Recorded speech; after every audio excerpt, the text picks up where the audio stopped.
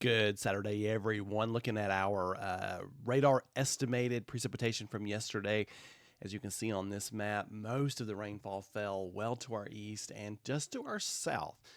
We came close. There was some activity picked up down near Spring City, but otherwise we all stayed dry. So the 10% chance for a shower or storm held true, except for you folks in Spring City. You all got that 10%, but most of it fell across the deep south and across the Carolinas. And so we'll see more of that today, especially in those areas. Probably see some more activity up in East Tennessee. But all that rainfall you see over there in the Carolinas from that front that went through them is moving out to the ocean and may spin up an area of low pressure today that could become tropical, but it will spin out to sea and not be much of an impact to the U.S. except for rip currents and a little bit of rainfall activity today as that slides through. The Upper Cumberland Federal Credit Union weather headlines: cooler temps are here to stay for several days. I know a lot of you all are glad to hear that. It got a little hot there for a minute back in the end of July. High rain chances for Sunday, and then we have drier and hotter weather may return by the end of next week. Premier Generator's level of concern, we're at level 1, so can't rule out an isolated strong storm this afternoon and evening. And I think most of that activity will be south of the interstate. So I think those of you who are, Line Airy, Homestead, Crab Orchard, Westall, I think you folks have the better chance in the vicinity like a Tansy and whatnot of having that isolated strong storm. Not a big risk, but better chances for storms too for you folks. So level of concern will be level 1. And Clearview Closet and Blind brings us our 5-day forecast. 50% chance now for a scattered shower or thunderstorm, especially this afternoon and evening. Seeing a few showers and storms pop up on radar this morning across East Tennessee, and some of those will kind of drift into our neck of the woods. For tomorrow, Sunday, 90% chance now of scattered showers and thunderstorms. Got a lot of moisture moving in. It's going to be very warm, mid-70s, so it's still very warm.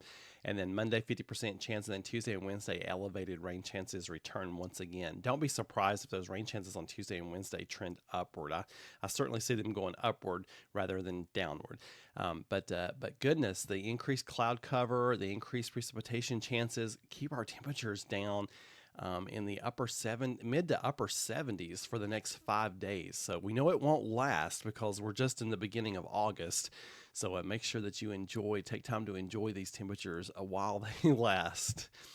Premier Generator is bringing us our severe weather threat outlook. Again, same old story. Not expecting widespread severe weather, but any isolated storm can always contain heavy rainfall, deadly cloud ground lightning, and that localized wind damage risk that can come with those storms as well. Blackrock Realtors bring us extended threats. Just looking at some strong storms and heavy rainfall potentially from Sunday through Wednesday. Just kind of the same stuff we've been dealing with. And then beyond that, it's looking like it's going to get warmer. I took off the threat for that heat wave at the end of the next week. I think increased precip chances for us might keep that at bay. But certainly folks to the west of us are going to be seeing a big heat wave week after this upcoming week. So I'll keep an eye on that for us. And don't forget, the Meteorologist Mark weather letter came out yesterday. I put a link on on Facebook, and a lot of folks are really bragging about it. It's got a lot of good information in it, and I've got a link on the app and the website. Bramall Travel bringing us our On This Day in Weather History. This is probably my most popular graphic. I get more comments on this graphic than any other. People love this stuff. 1954, I do too. Severe thunderstorms produced golf ball-sized hail for 30 minutes in north central Kansas. One drift measured 200 feet long, 70 feet wide, and 3 feet deep. Wow. 1971, Apollo 15 astronauts David Scott and James Irwin lifted off from the moon's surface, marking the first televised lunar liftoff. They used an RCA TV camera mounted on the lunar roving vehicle to capture the footage, and it went off like a charm.